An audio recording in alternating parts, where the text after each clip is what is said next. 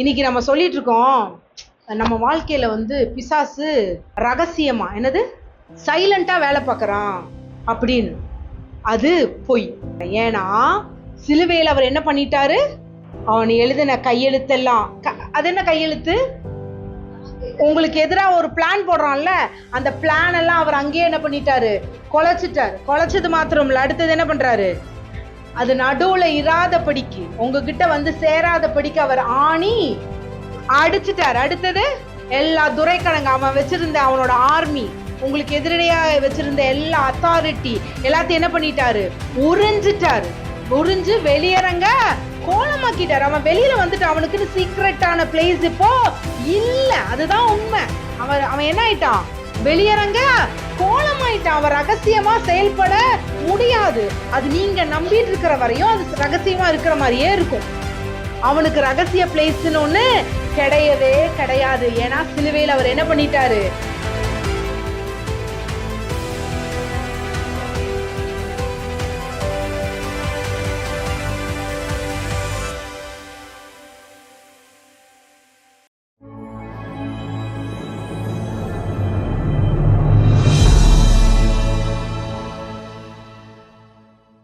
கர்த்தராகிய இயேசு கிறிஸ்துவின் நாமத்தினாலே உங்களை எல்லாரையும் வாழ்த்தி வரவேற்கிறேன்.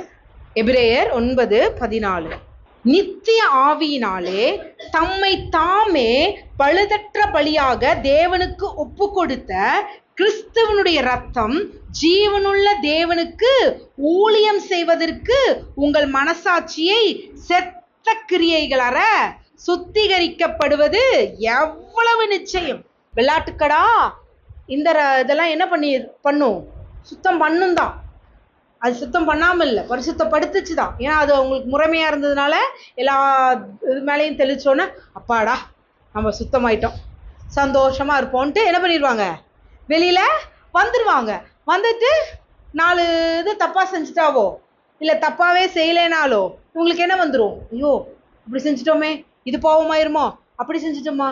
யோபுக்கு ஏன் எல்லாமே இதாச்சு, பயந்தது அவனுக்கு நேரிட்டது. ஓ என் பிள்ளைங்க போய் அங்க எல்லாம் ஒன்னா பார்ட்டி பண்றாங்க, அப்படி பண்ணும்போது என் பிள்ளைங்க ஏதோ தப்பு செஞ்சிருமோன்னு அவன் என்ன பண்ணானா, நாடோறும் தன் பிள்ளைகளுக்காக என்னென்ன பலி, குற்ற நிவாரண பலி, சமாதான பலி, 9 பலி இருக்கு இல்லையா, அத்தனை பலியும் ஒவ்வொரு பிள்ளைக்கும் கொடுத்துருக்கான். இதுல இன்னொன்னு பார்க்கணும், அப்ப எவ்வளவு செல்வ சீமானா இருந்திருப்பான். ஒவ்வொரு பிள்ளைக்கு இன்னைக்கு வந்துட்டு ஒரு பாஸ்டரு ஒரு காரோ ஒரு வீடோ வச்சிருந்தா அவரு என்னப்பா அப்படி போறாரு, அவர் என்னப்பா இப்படி பண்றாருன்ட்டு இது பண்றோம். ஆனா அன்னைக்கு யோபு எப்படிதான் இருந்தாரு, செல்வ சீமானா தான் இருந்தாரு. ஆனா சீமானா இருந்தோம் அவர் தன்னோட்ட எல்லாத்தையும் எடுத்துக்கிட்டார்ல ஆண்டவர். கர்த்தர் கொடுத்தார், கர்த்தர் எடுத்தாருனாரு. ஆனா ஆண்டவர் அப்படியே விட்டார், அவரை விடலையே. எங்கேயாச்சும் யோபு வந்து எனக்கு ஐஸ்வர்யம் வேணும்னு கேட்டாரா? ஆனா ஆண்டவர் அவருக்கு என்ன பண்ணாரு, திருப்பி கொடுத்தாரு. நீங்க நல்லா தெரிஞ்சுக்கோங்க, கனமும் ஐஸ்வர்யமும் ஆண்டவரோட கரத்துல தான் இருக்குது. பொன்னும் வெள்ளியும் கர்த்தருடையது தான், உங்களுக்கு வந்து சேரும். அதுக்காக நீங்க என்ன பண்ண தேவையில்லை, கதற வேண்டியது இல்லை. ஒண்ணு. இன்னொன்னு, பணத்திற்கு அடிமையாகாதிருங்க. பண ஆசை எல்லா தீமைக்கும் வேறா இருக்கு. சோ பணம் ஆசைக்கூடாது. பண தேவை இருக்குது இல்ல, அந்த தேவைகளை தேவன் சந்திப்பார். ஐஸ்வர்யமும் கனமும் அவராலே வருது, பொன்னும் வெள்ளியும் அவரிடத்தில் வருது. பண ஆசை என்னன்னு சொல்லுங்க, அளவுக்கு மீறி ஆசைப்படுறது. அப்புறம் நீங்க தேவைக்கு ஆசைப்படுறதே பண ஆசைன்றனா புரியல. இது வந்தா எனக்கு இது நடந்துரும் அது நடந்துரும்ட்டு நம்ம கவனம் எல்லாம் பணம் மேல இருக்கு பாத்தீங்களா, அதுதான் பணம் ஆசை. பணம் வந்துருச்சுன்னா நான் அதை செஞ்சிருவேன், பணம் வந்துருச்சுன்னா அதை செஞ்சிருவேன்னு நீங்க எவ்வளவு நேரம் அந்த பணத்தை நோக்கி பார்த்துக்கிட்டே இருக்கீங்களோ அவ்வளவும் பணத்தின் மேல ஆசை. பண ஆசை எல்லா தீமைக்கும் வேறா இருக்குன்றது. அதிகப்படியா பணம் வந்ததுக்கு அப்புறம் நீங்க வச்சுக்கிட்டு செலவு பண்றது இல்ல. ஒண்ணுமே பணமே இல்லாட்டியும் அந்த பணத்தை நோக்கியே உங்க ஃபோர்ஸ் இருக்குல்ல, உங்க சமாதானத்தை அது மேலதான் இருக்கு. நீங்க யோசிச்சு பாருங்க, மாசத்துல முதல் சம்பளம் வாங்குறீங்க, கைக்கு ஒருத்தருக்கு 10,000 20,000 50,000 1 லட்சம் வந்தோடனே எப்படி இருக்கு, ஹார்ட் பாருங்களேன், அது ஜாலியா இருக்கும். அந்த பணத்தை எண்ணி பார்க்கும்போது அதுல இருக்கிற சுகமே தனி. ஆனா அதுவே எல்லாத்துக்கும் கொடுத்துட்டு அப்படியே மாச கடைசி நெருங்க நெருங்க நெருங்க, அச்சச்சோ நாளைக்கு என்ன செய்வோம், ஐயோ இன்னும் 4 நாள் இருக்கா, 1ஆம் தேதி வரைக்கு இன்னும் 4 நாள் இருக்கா, சா இவனுக்கு 28ஆம் தேதி சம்பளம் போட்டா நல்லா இருக்குமே. இப்படி உங்க மைண்டு எதை நோக்கியே தான் இருக்கு? பணத்தை நோக்கியே இருக்கு. உடனே அடுத்த கேள்வி, அப்ப பணம் இல்லாம நாங்க என்ன செய்ய அப்படின்னு. ஆண்டவர் சொல்றாரு தெளிவா, தேவனுடைய ராஜ்யத்தை தேடுங்கள், மற்றவைகள் உங்களுக்கு கூட கொடுக்கப்படும். உங்க பார்வை, உங்க ஆசை, உங்களுடைய எல்லாம் யாரை நோக்கி தான் இருக்கணும்? அவரை நோக்கி இருக்கும்போது இந்த ப்ராஸ்பரிட்டி எல்லாம் என்னது? தான் அது உங்களுக்கு நாய்க்குட்டி. சொல்லுங்க, அது எனக்கு பணம்ன்றது என்னுடைய நாய்க்குட்டி, அது எனக்கு அடிமை, அது தானா வரும். ஸோ அதுக்கு ஃபர்ஸ்ட் உங்க ஹார்ட்டை நீங்க ரெடி பண்ணணும். உங்க வேலையினால, நீங்க செய்கிற வேலையினால அது உங்களுக்கு வராது. நீங்க செய்யற வேலையினால அது வராது. ஆனா அந்த வேலையினால எப்படி வரும்ன்றத நீங்க தெரிஞ்சுக்கணும். நீங்க செய்யற வேலையில அங்கேயும் நீ எதற்காக செய்யற, அதை தான் மேட்டர். பணத்துக்காக செஞ்சுட்டு இருக்கீங்களா? அங்கதான் ஐயோ இன்னைக்கு போனா இன்னைக்கு வந்துடும், நாளைக்கு போனா நாளைக்கு வந்துடும். இல்ல இல்ல இல்ல இல்ல, உங்க கையின் பிரயாசத்தை அவர் ஆசீர்வதிப்பார்.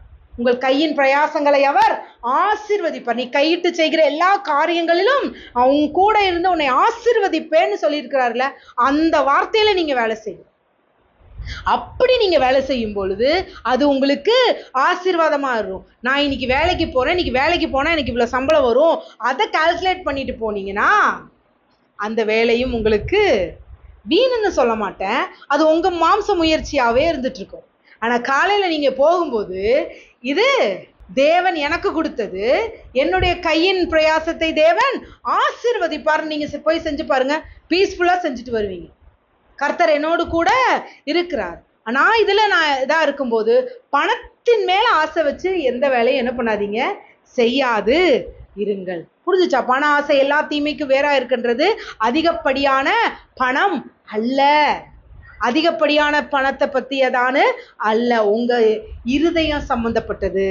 ஸோ பண ஆசை உங்களுக்கு தீமைக்கு வேறா இருக்கு. பண ஆசைன்றது ஏதோ நான் அதிகம் சம்பாதிக்க இல்லை இல்லை இல்லை இல்லை, கொஞ்சம் சம்பாதிக்கும் பொழுதே அதை நோக்கியே உங்க கண் இருந்துச்சுன்னா அதுதான் உங்க சமாதானமாகவும் பணம் தான் உங்க சந்தோஷமாகவும் இருந்துச்சுன்னா பண ஆசை எல்லா தீமைக்கும் வேறா இருக்குது. புரிகிறதோ? புரியட்டும் இயேசுவின் நாமத்தினால். இன்னைக்கு எல்லாரும் இயேசு கிறிஸ்து நாமத்தினால் உங்களை பார்த்து சொல்றேன், பண ஆசை உங்கள் இருதயத்திலிருந்து வேரோடு பிடுங்கப்பட்டு போவதாக. பரமபிதா நடாத நாற்றெல்லாம் உங்களிலிருந்து வேரோடு பிடுங்கப்பட்டு போவதாக. பணம் தானா உங்க காலுக்கடியில வரும். பணத்துக்கு நீங்க அடிமை இல்லை, பணம் உங்களுக்கு அடிமை. ஆமென். எபிரேயர் 9:14-15 திருப்பி வாசிப்போம். நித்திய ஆவியினாலே தம்மை தாமே பழுதற்ற பலியாக தேவனுக்கு ஒப்பு கொடுத்த கிறிஸ்துவனுடைய ரத்தம் ஜீவனுள்ள தேவனுக்கு ஊழியம் செய்வதற்கு உங்கள் மனசாட்சியை செத்த கிரியைகளற சுத்திகரிப்பது எவ்வளவு நிச்சயம். சொல்லுங்களேன், எவ்வளவு நிச்சயம்? நித்திய ஆவியினாலே. எதனால? நித்திய ஆவியினாலே அவர் என்ன பண்ணாரா? தம்மை தாமே பழுதற்ற பலியாக ஒப்பு கொடுத்தார். அதனால உங்களுக்கு கிடைச்சது என்னது? உங்க மனசாட்சி எல்லாம் சுத்த செத்த கிரியைகள் நீங்கி சுத்த கிரியையினால், அவருடைய கிரியையினால் நிலைத்திருப்பது அதிக நிச்சயம் அல்லவா? சோ அன்னைக்கெல்லாம் செத்த கிரியை இருந்துச்சு அவங்க இருதயத்துல. இன்னைக்கும் நம்ம இருதயங்கள் இருக்கா? கவலைப்பட தேவையில்லை. நம்ம எங்கதான் இருக்கோம்? இயேசு கிறிஸ்துவின் ரத்தத்துக்கு கீழே தான் இருக்கும். செத்த கிரியைனா என்ன? த ரிலீஜியஸ் மைண்ட் செட். அவங்க போறாங்க, பலி செலுத்துறாங்க, அதனால அவங்களுக்கு என்ன கிடைக்கல? மனசாட்சி திருப்தி ஆகலை. இன்னைக்கு நமக்கு என்ன பண்ணிட்டாரு? குற்ற மனசாட்சியிலிருந்து நம்மளை விடுபட்டு அவருடைய ரத்தத்தினாலே நம்மை சுத்த மனசாட்சிக்கு நேராக செத்த கிரியைகள் நீங்க அந்த ரிலீஜியஸ் மைண்ட் செட்ல இருந்து, அந்த உலக கலாச்சாரத்திலிருந்து, இந்த பூமி சொன்ன அந்த கலாச்சாரத்திலிருந்து இன்னைக்கு நீக்கி நம்மள அவருடைய கலாச்சாரத்துல தேவனுடைய பரிசுத்த பிள்ளைகளாக நம்மளை நிறுத்தி வைத்திருக்கிறார். ஆமென். 15 ஆகையால் முதலாம் உடன்படிக்கையின் காலத்திலே நடந்த அக்கிரமங்களை நிவர்த்தி செய்யும் பொருட்டு அவர் மரணம் அடைந்து அழைக்கப்பட்டவர்கள் வாக்குத்தத்தம் பண்ணப்பட்ட நித்திய சுதந்திரத்தை அடைந்து கொள்வதற்காக புதிய உடன்படிக்கையின் மத்தியஸ்தராய் இருக்கிறார். ஆமென். நிறுத்தி படிங்க. இந்த வசனங்களை படிக்கும்போது அந்த உள்ள என்ன பண்ணணும்? உள்ள போகணும். ஆகையால் முதலாம் உடன்படிக்கையின் காலத்திலே நடந்த அக்கிரமங்களை நிவர்த்தி செய்யும் பொருள். என்னவா? நடந்த முதலாம் உடன்படிக்கையில ஒரு அக்கிரமம் நடந்துச்சு. என்ன அக்கிரமம் நடந்துச்சு? யாரோட முதல் உடன்படிக்கை செய்தார்? ஆதாமோடு முதல் உடன்படிக்கை செய்தார். அப்போ ஒரு அக்கிரமம் நடந்துச்சு. எப்படிப்பட்ட அக்கிரமம்? அவன் தேவனுக்கு கீழ்ப்படியாமல் இருக்க யார் வேலை செஞ்சா? சர்ப்பம் வேலை செஞ்சுச்சு. சர்ப்பத்தின் வேலையினால அங்க ஒரு அக்கிரமம் நடந்தது. என்ன அக்கிரமம்? தேவனோடு மனிதன் இருந்த உறவை துண்டித்ததுதான் அக்கிரமம். தேவனுடைய அன்பிலிருந்து அவன் இருதயம் திருப்பப்பட்டதுதான். இருதயன்றது அவனோட ஆத்துமா திருப்பப்பட்டுச்சு. அவனுடைய ஆத்துமா, அவன் செல்லுகிற அந்த ஆத்மாவின் நங்கூரம் இன்னைக்கு என்ன ஆயிடுச்சு? ஆண்டவருடைய சமூகத்திலிருந்து துண்டிக்கப்பட்டு அவன் ஆத்மாவின் நங்கூரம் யாரோடு பிணைக்கப்பட்டுருச்சு? பிசாசோடு பிணைக்கப்பட்டது. அதனாலதான் இது என்னன்னு சொல்லப்படுதுங்க, அது ஒரு பெரிய அக்கிரமம். சோ அந்த அக்கிரமத்தை, இவனோட ஆத்மாவை திருடின அந்த அக்கிரமத்தை, ஆதாமின் ஆத்மாவை திருடின அந்த அக்கிரமத்தை நிவர்த்தி செய்யும் பொருட்டு அவர் மரணம் அடைந்து அழைக்கப்பட்டவர்கள் வாக்குத்தத்தம் பண்ணப்பட்ட நித்திய சுதந்திரத்தை. சோ அன்னைக்கு அந்த அக்கிரமம் என்னது? அவனை அடிமைப்படுத்தினது. அவன் ஆத்மாவை சாத்தானுக்கு கீழே, அவனுடைய தந்திரங்களுக்கு கீழாக அவனுடைய ஆத்மா அடிமைப்பட்ட தினம். ஆனா இன்னைக்கு நமக்கு மீண்டும் நம்ம ஆத்மாவின் நங்கூரத்தை இவரோடு இணைத்து நித்திய சுதந்திரத்தை நமக்கு ஏற்படுத்தின தினம்தான் இயேசு சிலுவையிலே அறைந்த தினம். உங்களுக்கு புரியுதா? நம்ம அடிமைப்பட்டிருந்தோம் ஆதாமுடைய ஒரு கீழ்ப்படிதலினாலே. ஆதாம் தான் யார் என்பதை மறந்த தினம் அவன் அடிமைப்படுகிற தினமாக மாறுச்சு. அவன் பழத்தை சாப்பிட்டது மேட்டர் இல்ல, உண்மைக்கு அதுதான் உண்மை. அப்போ ஆண்டவர் பேசுறாரு அவர்கிட்ட, பழத்தை சாப்பிட்டது இல்ல. அவன் நீங்க வந்துட்டீங்க அதனால நான் நிர்வாணமா இருக்கிறீங்கன்னு அவர் தேவன சமூகத்தை விட்டு போனா பாத்தீங்களா? அதுதான் அங்க ஒரு மகனுக்கும் தகப்பனுக்குமான உறவு துண்டிக்கப்பட்ட தினம். அப்போ இங்க துண்டிக்கப்பட்டு இவனுடைய உறவு யாரோடு பிணைக்கப்பட்டுருச்சு? சாத்தானோட பிணைக்கப்பட்டுருச்சு. அப்போ அந்த பிணைப்பு இவன் அடிமையாகும்படிக்கு கடைசி வரையும் குற்ற மனசாட்சியிலேயே இருக்கும்போது, உனக்கு உங்க அப்பா நல்லது செய்ய மாட்டாரு, உங்க அப்பா உன்னை அடிப்பாரு, உங்க அப்பா தண்டிப்பாரு, அவன் என்னென்ன பேசினானோ அதெல்லாம் என்ன பண்ண ஆரம்பிச்சிட்டான்? நம்ப ஆரம்பிச்சிட்டான். அவர்கிட்ட போயிடாத, அவரு ரொம்ப மோசமானவர், அவர்கிட்ட போனேன்னா உன்னை என்ன பண்ணிடுவாரு? சாகடிச்சிருவாரு, தண்டிச்சிருவாரு. இப்படியே ஒரு அப்பாவோட இருதயத்திலிருந்து அவனை விளக்கி எடுத்த தினம், அவன் அடிமைப்பட்ட தினம். ஆனா கிறிஸ்து சிலுவையிலே அந்த அக்கிரமத்தின் நிவர்த்தியாக தம்மை தாமே ஒப்பு கொடுத்து, கிருபாதார பலியாக ஒப்பு கொடுத்து நித்திய சுதந்திரத்தை நித்திய ஆவியினாலே நமக்கு பெற்றெடுத்தார். ஆமென். நித்திய சுதந்திரத்தை நித்திய ஆவியினாலே நமக்கு பெற்று தந்த தினம். Amen. Father, we thank you daddy, we thank you daddy. இப்போ இதனால என்ன நினைச்சிட்டு இருந்தாங்க? பிதாவை வில்லன் போல தான் பார்த்தாங்க. இப்போ வில்லன் போல பார்த்ததுனால இப்போ என்ன பண்ணிட்டார்? நித்திய சுதந்திரத்தை கொடுத்துட்டாருனோன்னு மைண்ட் செட் எப்படி போயிடுச்சு எல்லா மக்களுக்கும்? பிதா அடிச்சாருங்க, பிதா அடிப்பாருங்க, இன்னைக்கு இயேசு ரத்தம் சிந்திருச்சுங்க, அதனால இயேசு ரத்தத்தை தைரியமா எடுத்துக்கொண்டு நம்ம கிருபாசனத்தை அன்றைக்கு போகலாம். இப்பவும் யாராத்தான் பிதாவை என்னவா தான் பார்த்துட்டு இருக்காங்க? வில்லனா தான் பார்த்துட்டு இருக்காங்க. என்னமோ ஜீசஸ் முன்னாடி இருக்கிற வரையும் நான் என்ன பண்றேன், ஜீசஸ்க்கு பின்னாடி இப்ப என்ன பண்ணுவீங்க? பிதாவை பார்த்து என்னது இப்ப என்ன பண்ணுவீங்க? நாங்க வந்துட்டோம்ல, வரமாட்டேன்னு சொன்னீங்களா, தான் அங்க வந்துட்டோம் பார்த்தீங்களான்னு அவர்கிட்ட கிக்லி பண்ணிட்டு கொக்கானி காமிச்சிட்டு உள்ள போற மாதிரி தான் இன்னுமே என்ன பண்ணிட்டு இருக்கோம்.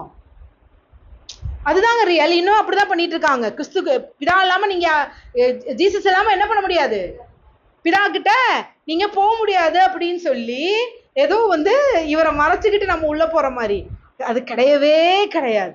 நீங்கள் தைரியமாய் பிரவேசிக்கும்படிக்கு அதான் ஜீசஸ் சொன்னா. ஆயா பயப்படாத, அவரு நம்ம அப்பா பத்தியா, என்னை அடிச்சாரா? ஒன்றும் செய்யல, என்ன அடிக்கல, ஒன்னும் செய்ய மாட்டார், நம்ம அப்பா நல்லவர் அப்படின்னு சொல்லி நம்ம எப்படி கூட்டிட்டு போனாராம்? மறைச்சு கூட்டிட்டு போல. ஜீசஸ் என்ன பண்ணல, நம்மளை மறைச்சு என் பின்னாடி வா, பரவாயில்ல பாத்துக்கலாம், மூத்த சகோதரனுக்கு எல்லாம் கிடைச்சா எனக்கு கிடைக்கும் தானா? மூத்த சகோதரன் உங்களை எப்படி கூட்டிட்டு போல? மறைச்சு கூட்டிட்டு போல. உங்களை தைரியமாய் உங்களுடைய கரத்தை பிடித்து தைரியமான்ட்டு, அப்பா பாருங்க பிள்ளை வந்துருச்சு, என் தம்பி வந்துட்டான், என் தங்க வந்துட்டா அப்படின்னு சொல்லி உங்களை தைரியமாய் கிருபாசன தண்டையில் கொண்டு வந்து சேர்த்த தினம்தான் இயேசு சிலுவையிலே உங்களுக்காக ரத்தம் சிந்திய தினம். ஸோ அந்த மாம்சத்தின் திரை வழியாய் நாம் தைரியமாய் பிரவேசிக்கத்தக்கதான கிருபையை கிறிஸ்து நமக்காக தந்தார். ஸோ ஒரு நாளும் சொல்லிடாதீங்க டாடி என்னை அடிச்சிருவார், அப்பா பிதா நம்மை தண்டிக்கிறவர் அவர் கிடையவே கிடையாது. ஆமென். எப்பவுமே அவர் நம் பக்கமாய் நம் மார்பிலே சாய்ந்தவராக தான் இருக்க அவர் விரும்பி இருக்கிறார்.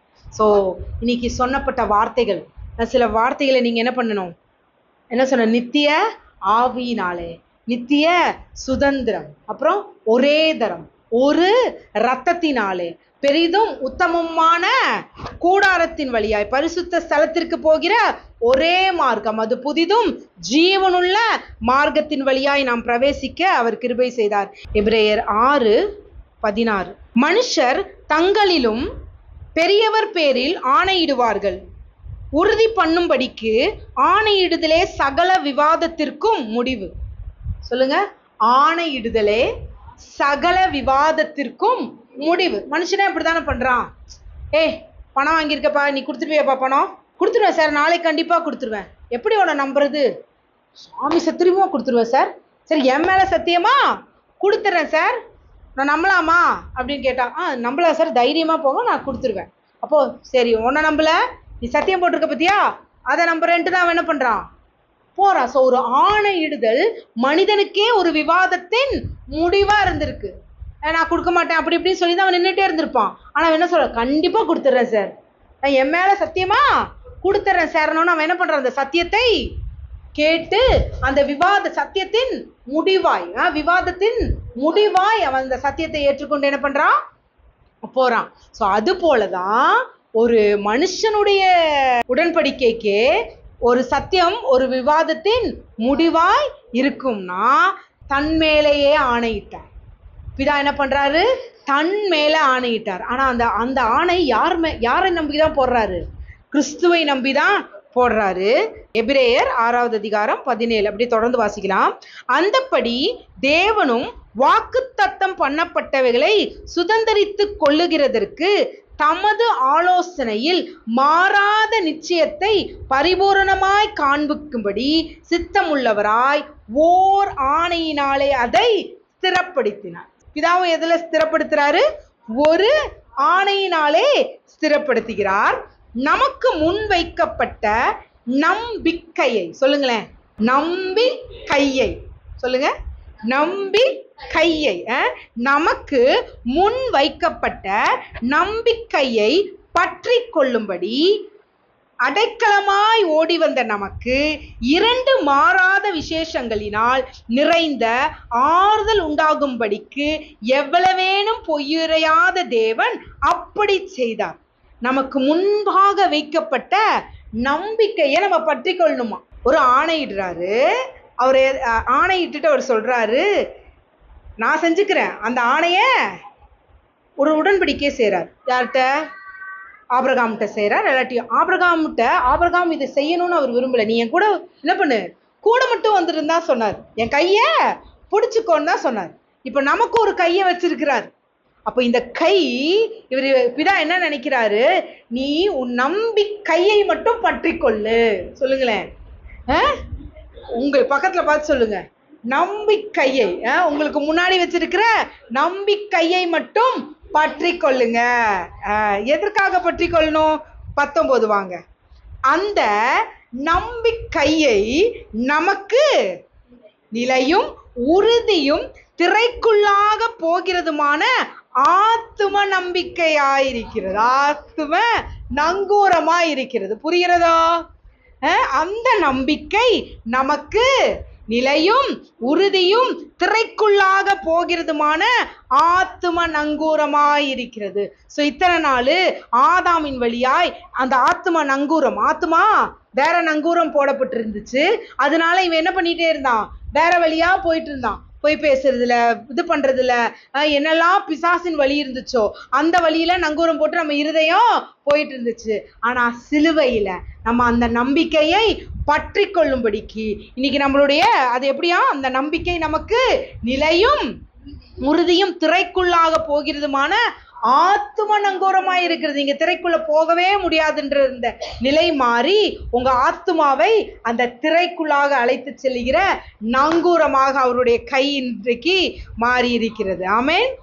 20 நமக்கு முன்னோடினவராகிய இயேசு மெல்கிசேதேக்கின் முறைமையின்படி நித்திய பிரதான ஆசாரியராய் நமக்காக அந்த திரைக்குள் பிரவேசித்தார்.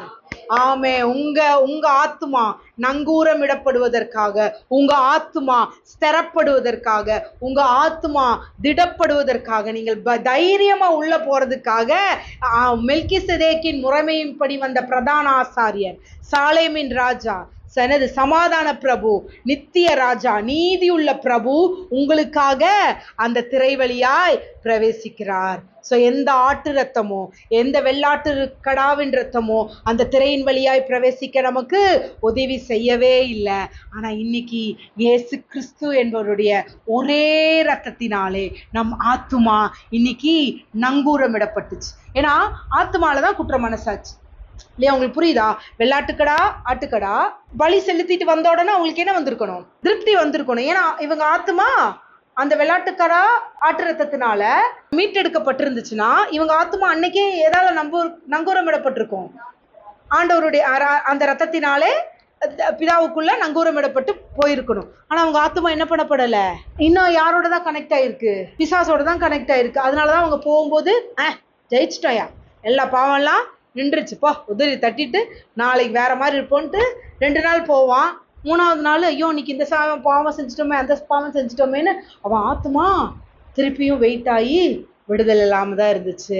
ஆனா இயேசு கிறிஸ்து நமக்கு நிலையான உறுதியுமாக அந்த திரைக்குள் பிரவேசித்து ஆத்மாவை அந்த நங்கூரத்தை இட்டு நம்ம ஆத்மாவுக்கு அவர் நங்கூரமா இருந்து அந்த திரை வழியாய் பிரவேசித்து நமக்கு மெல்கிசேதேக்கின் முறைமையின்படி வந்த ஆசாரியனாய் நமக்கு எதை கொடுத்துட்டாரு? நமக்காக திரைக்குள் அவர் பிரவேசித்து நமக்கு நித்திய மீட்பை கொடுத்து இருக்கிறார். ஆமென். ஃபர்ஸ்ட் நம்ம யாரால் பெற்றெடுத்தோம் இதை நீங்க புரிஞ்சுக்கிட்டீங்க. இதை நீங்க டெய்லி ஆசைப்படணும். நீங்க வேலை செய்யற ஸ்தலத்துல நீங்க ஒரு காரியம் நடக்கும்போது இல்லை இது எனக்கு நடக்க கூடாது, இது எனக்கு நடக்காது, ஏன்னா நான் நித்திய மீட்புக்கின்றேன், ஆத்துமா நங்கூரம் அவரால் நங்கூரமிடப்பட்டு இருக்கிறது, அவர் சொல்ற பாதையில போவேன், அவர் சொல்ற செயல்களை நான் செய்வேன் அப்படின்ற உறுதிக்குள்ள நம்ம வரும்பொழுது நம் வாழ்க்கை வேறு விதமாய் மாறும். ஆமென். நம்பிக்கை. அடுத்தது என்னது? விசுவாசம். ஸோ இதை இன்னைக்கு சொல்லிட்டு முடிக்கணும்னு நினைக்கிறேன். விசுவாசம் இஸ் அ நவுன். சொல்லுங்களேன். விசுவாசம், the faith is a noun, it is not a verb. ஆமென் மட்டும் போடுங்க. புரியுதா? விசுவாசம்ன்றது நவுன்னா என்னது? a person.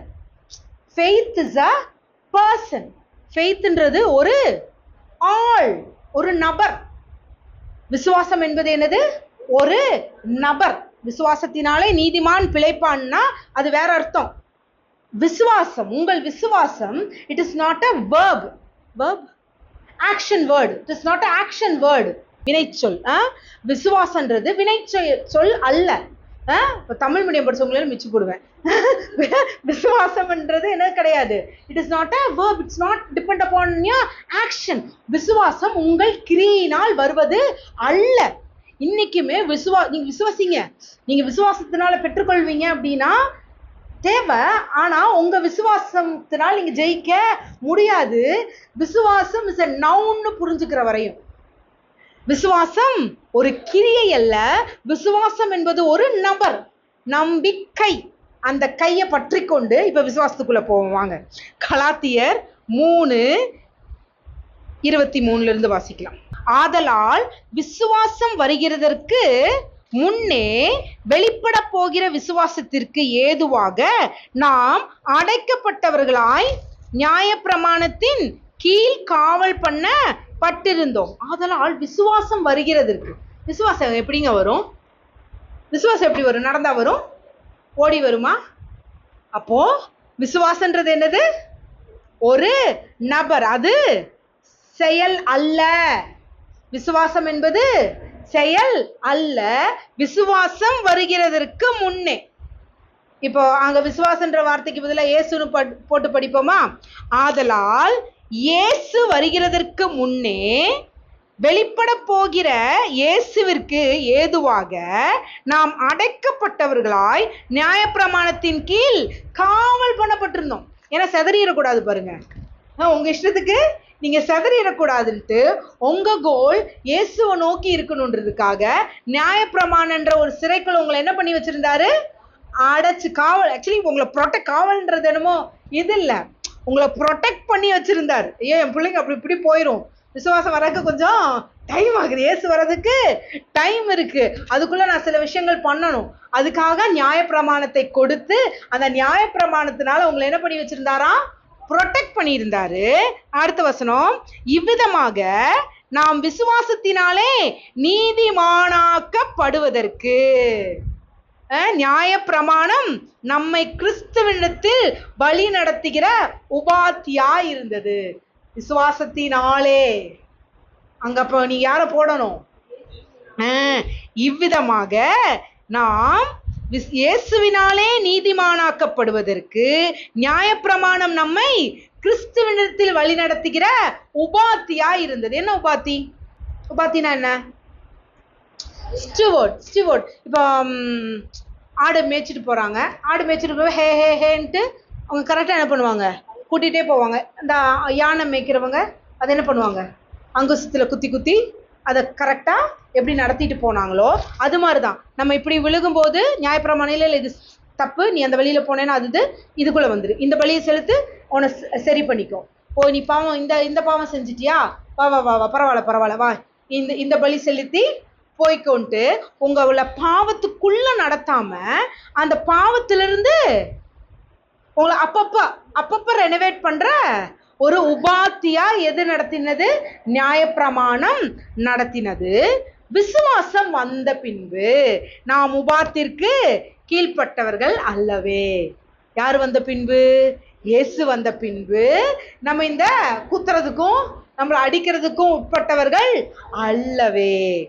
நீங்கள் எல்லோரும் கிறிஸ்து இயேசுவை பற்றும் விசுவாசத்தினாலே தேவனுடைய புத்திரராய் இருக்கிறீர்களே. நீங்க யாரை பற்றும்? கிறிஸ்துவை பற்றும், கிறிஸ்துவனுடைய விசுவாசத்தை பற்றும், அதுதான் உண்மை.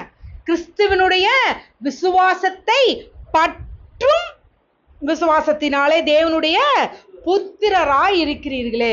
இயேசுவின் நாமத்தினாலே இன்னைக்கு உங்களுக்கு கண்கள் திறக்கப்படுவதாக. இது பெரிய ஒரு இதுதான். ஆண்டவர் இந்த செய்தி வந்தோடனே கேளுங்க, உங்களுக்கு புரிய வைப்பாரு. ஏன்னா விசுவாசம் என்பது it is not a action. உங்க விசுவாசத்தின் கிரியையினால் நீங்கள் நீதிமானாக்கப்படுவா முடியாதுன்றது, நியாயப்பிரமாணத்தினால் நீதிமானாக்கப்பட முடியாதுன்றது எந்த அளவுக்கு உண்மையோ அதே அளவுக்கு உங்கள் விசுவாசத்தினாலே நீங்கள் நீதிமானாக்கப்பட முடியாது. விசுவாசம் என்பது செயல் அல்ல, விசுவாசம் என்பது நபர். இயேசுவே அந்த விசுவாசம், இயேசுவே அந்த விசுவாசம். அவருடைய சுவாசத்தினால் அவரை போல இயேசு எப்படியாய் விசுவசித்தாரோ இயேசுக்குள்ள அவருடைய நம்பிக்கையை பற்றி கொண்டு இயேசுவை போலவே செயல்படும்படிக்கு இயேசுக்குள்ள நான் அல்ல கிறிஸ்துவே என்னில் வாழ்கிறார். நான் எதற்காக சிருஷ்டிக்கப்பட்டேன்? அவருடைய இரத்தத்தின் வழியாக சிருஷ்டிக்கப்பட்டிருக்கிறேன். புத்திரனாக இன்னைக்கு தேவனுடைய புத்திரனாக்க பட்டு இருக்கிறேன். ஆமென். ஸோ இயேசு மாம்சத்தின் திரை வழியாய் எதற்குள்ள போனாரு? புதிய ஜீவனுள்ள மார்க்கத்தை கொடுத்தாரு. அந்த புதிய ஜீவனுள்ள மார்க்கம் நமக்கு எதை கொடுத்தது? நித்திய மீட்பை கொடுத்தது. நித்திய ஆவினாலே அவர் நமக்கு நித்திய மீட்பை கொடுத்தார். தன்னுடைய ஒரே ரத்தத்தை சிந்தி அவருடைய சந்ததியாய், அவருடைய சந்ததி எப்படிப்பட்டதா? மணலத்தலையாய் அணுவை போல பெருகும்படியாக தன்னுடைய ஒரே குமாரனுடைய ரத்தத்தை சிந்தி திரைச்சீலையை கிழித்து அவருக்கும் நமக்கும் பிதாவுக்கும் நமக்குமான நடுச்சுவரை தகர்த்து, என் அப்பா அப்படி இல்லை, அவர் உங்களை நேசிக்கிறவர். நம்மப்பா நம்மை நேசிக்கிறவர், அவர் உங்களை அடிக்கிறவர் அல்ல, நீங்கள் தைரியமாய் அவரை கிட்டி சேரலான்னு சொல்லி அந்த திரைச்சீலை வழியை கிழித்து தன்னுடைய மாம்சத்தை கிழித்து நீக்கி அவரோடு நம்மை இணைத்து வைத்திருக்கிற கிறிஸ்துவுக்கு கொடான கோடி ஸ்தோத்திரம். ஆமென். ஒரு சின்ன ஸ்டோரி சொல்றேன். ஒரு சிறுத்தை, இது நிஜமா நடந்தது. அப்போ ஒரு சிறுத்தை என்ன பண்ணுச்சு, ஒரு வீட்டுக்குள்ள வந்துருச்சு, காட்டுல இருந்து வீட்டுக்குள்ள வந்துருச்சு. நாயை பிடிக்கிறதுக்கு தான் வந்துச்சு. எதை பிடிக்க வந்துச்சு? நாயை பிடிக்க தான் வந்துச்சு. கடைசியில் அந்த நாய் ஓடி ஓடி எங்கே போயிடுச்சு? ஒரு பாத்ரூம்குள்ளே போயிடுச்சு. இப்போ இதுவும் என்ன பண்ணிருச்சு? பாத்ரூம்குள்ளே தான் போய் நாயை பிடிக்க தான் போச்சு. டக்குன்னு இது போனோன்னா அவங்க என்ன பண்ணிட்டாங்க, அந்த ஓனர் பார்த்துட்டு கதவை சாத்திட்டாங்க. இப்போது கிட்டத்தட்ட ஃபோன் அடித்து வர்றதுக்கு எத்தனை மணி நேரம் ஆச்சுன்னா 7 மணி நேரம். அப்புறம் கடைசியில் அதை எப்படியோ ஜன்னல் வழியாக இது பண்ணி ஊசியெல்லாம் எடுத்து வெளியில் வந்து போட்டால் அவங்க என்ன நினச்சிருப்பாங்க, பதறியிருப்பாங்க, போச்சு நாய் செத்துருக்கும், ஏன்னா ஒரே ரூமில் போட்டோமே, கண்டிப்பாக சாகடிச்சிருக்கும்னு. என்ன இருந்தாலும் அவங்க நாயை வளர்த்துனவங்கள அவங்களுக்கு ரொம்ப கவலையோட, சரி எப்படியோ புளியை பிடிச்சிட்டாங்க, சரி நமக்காக நாய் தான் உயிரை கொடுத்துருச்சு அப்படின்னு நினச்சிட்டு அவங்க அந்த கதவை திறந்து பார்த்தா நாய் அப்படியே இருக்குது. சிறுத்தை வந்து என்ன பண்ணலை, அதை கடிக்கவே இல்லை. ஏன் கடிக்கல? நாய் என்னை பயப்படுத்தியிருக்குமா? வவ் வவ் வவ் வவ் அப்படின்னோடனே சிறுத்தை வந்து பயந்துருக்குமா? ஏன் சிறுத்தை கிடைக்கல? தன் சுதந்திரம் பறி போனதை தெரிஞ்சிருச்சு. என்ன நினைச்சிருச்சு, கதவை அடைச்ச உடனே மாட்டிக்கிட்டோம், நமக்கு சுதந்திரம் போயிடுச்சு. சுதந்திரம் போனதுக்கு அதுக்கு என்னமும் போயிருச்சு, தைரியமும் போயிருச்சு, தங்கிட்ட இருக்கிற அந்த வேட்டையாடுற குணம் போயிருச்சு. எல்லாத்தையும் அது என்ன பண்ணிருச்சு, மறந்து இது என்ன ஆயிருச்சு, நடுங்கிட்டு உட்கார்ந்துட்டு இருக்கு. ஓகேவா? இன்னைக்கு சில நேரங்கள்ல நம்மளும் அப்படிதான், பல நேரங்கள்ல, சில நேரங்கள்ல இல்ல, பல நேரங்கள்ல நம்ம அப்படிதான் இருக்கோம். நமக்கு ஒண்ணு சாதாரணமா அப்படி நடந்த உடனே, ஏதோ ஒரு விஷயம் நம்மள இப்படி நடந்த உடனே போச்சு, அவ்வளவுதான், என் வாழ்க்கையே முடிஞ்சு போச்சுன்ட்டு நம்ம உட்கார்ந்துறோம். நம்ம சுதந்திரத்தை மறந்து போயிடும். இன்னைக்கு உங்கள் கண்கள் திறக்கப்படுவதாக. நீங்கள் பெற்றுக்கொண்டது நித்திய சுதந்திரம், நித்திய ஆவியினாலே, இயேசு கிறிஸ்துவினுடைய ஒரே இரத்தத்தினாலே, அவருடைய இரத்தத்தினாலே, நித்திய ஆவியினாலே நித்திய சுதந்திரத்தை பெற்று இருக்கிறோம். சோ நித்திய சுதந்திரத்தை பெற்றிருக்கிற நாம் புதிய ஜீவனுள்ள மார்க்கத்திற்குள்ள அவருடைய பிள்ளைகளாக, மனசாட்சி, அதாவது குற்ற மனசாட்சி நீங்கி, செத்த கிரியைகள் நீங்கி அவருடைய பிள்ளைகளாகும்படிக்கு அழைக்கப்பட்டிருக்கோம். சோ நீங்கள் எப்பொழுதும் சுதந்திரவாளிகள் தான். ஒரு சூழ்நிலை உங்களை சுதந்திரவாளின்ற அந்த ஸ்டாம்ப்ல இருந்து உங்களை மாத்தவே மாத்தாது. ஆமென். God bless you. ஜெயிப்போமா? எல்லாம் எந்திரிச்சு நின்று ஒரு நிமிடம். அப்பா, அப்பா, அந்த நித்திய மீட்பாகிய அந்த நித்திய சுதந்திரத்தை அப்பா இந்த நாள்ல நாங்கள் பெற்றுக்கொண்டதை அறிந்து கொள்ள, நீர் கொடுத்த கிருபைக்காக உமக்கு நன்றி செலுத்துறோம்ப்பா, நன்றி செலுத்துறோம்ப்பா. உங்க வெளியேற பெற்ற ரத்தத்திற்குள்ள அப்பா நாங்க கர்ப்ப பிறப்பாய், இயேசு கிறிஸ்துவின் கர்ப்ப பிறப்பாய் இந்த நாள்ல நாங்க பிறந்திருக்க நீ செய்த கிருபைக்காக உமக்கு நன்றி செலுத்திருக்கோம், நன்றி செலுத்துறோம்ப்பா. உங்க கிருபை மேலானது தகப்பனே. நீர் எங்கள் மீது வைத்திருக்கிற நம்பிக்கை மேலானதப்பா. இதோ பிதாவின் அண்டையில் செல்ல பிள்ளைகளாக நாங்கள் வளர அப்பா தகப்பனே, நீர் எங்களுக்கு தந்த அந்த புதிய ஜீவனுள்ள மார்க்கத்திற்காக உமக்கு நன்றி செலுத்துறோம்ப்பா. எல்லா துதி கன மகிமையும் உமக்கே செலுத்துகிறோம் தகப்பனே. அப்பா இங்க வந்திருக்கிற ஒவ்வொருவரையும் ஆசீர்வதிக்கிறேன் அப்பா. ஆன்லைன்ல கேட்டுக்கொண்டிருக்கிற ஒவ்வொருவரையும் ஆசீர்வதிக்கிறேன்ப்பா. அப்பா அந்த புதிய ஜீவனுள்ள மார்க்கத்திற்கு பங்காளிகளாக அப்பா தகப்பனே, இந்த நித்திய ஆவியினாலே நித்தியமாயிருக்கிற அந்த சுதந்திரத்தை நாங்கள் பெற்றுக்கொள்ள அப்பா நீர் பாராட்டின கிருபைக்காக உமக்கு நன்றி செலுத்துறோம், நன்றி செலுத்துறோம். எல்லாரையும் நான் அப்படியே பிளஸ் பண்றேன். அவங்க எண்ணம் அப்பா இந்த வார்த்தை அவர்கள் இருதயத்தை விட்டு விலகாதிருப்பதாக தகப்பனே. அப்பா வெள்ளி தட்டிலே வைக்கப்பட்ட பொற்பழங்களாக இந்த வார்த்தை அவர்கள் இருதயத்திற்குள் எப்பொழுதும் அப்பா தொனித்து கொண்டே இருக்கட்டும்பா. நாங்கள் நித்திய ஆவியினாலே நித்திய சுதந்திரத்தை இயேசு கிறிஸ்து என்னும் ஒருவராலே நாங்கள் பெற்றிருக்கிறோம் என்று அவர்கள் இருதயம் எப்பொழுதும் அவர்களோடு பேசிக்கொண்டிருக்கட்டும் தகப்பனே. அப்படியா இங்க இருக்கிற ஒவ்வொருவரையும் நான் பிளஸ் பண்றேன். எல்லா துதி கன மகிமையும் உமக்கே செலுத்துகிறோம். இயேசுவின் நாமத்தில் ஜெபிக்கிறோம் ஜீவனுள்ள நல்ல பிதாவே, ஆமென். என் ஆத்துமாவே கர்த்தரை ஸ்தோத்திரி, என் முழு உள்ளமே அவர் பரிசுத்த நாமத்தை ஸ்தோத்திரி. என் ஆத்துமாவே கர்த்தரை ஸ்தோத்திரி, கர்த்தர் செய்த சகல உபகாரங்களையும் என்றென்றும் மறவாதே. ஆமென், ஆமென். God bless you all. இந்த செய்தி உங்களுக்கு ஆசீர்வாதமாக இருக்கும் என்று விசுவாசிக்கிறோம். மேலும் செய்திகளை காண நமது ஜீவவாசனை மினிஸ்ட்ரீஸ் சேனலை சப்ஸ்கிரைப் செய்யவும். தொடர்புக்கு 8610683644. வாட்ஸ்அப் தொடர்புக்கு 9843612371. கர்த்தர் உங்களை ஆசீர்வதிப்பாராக.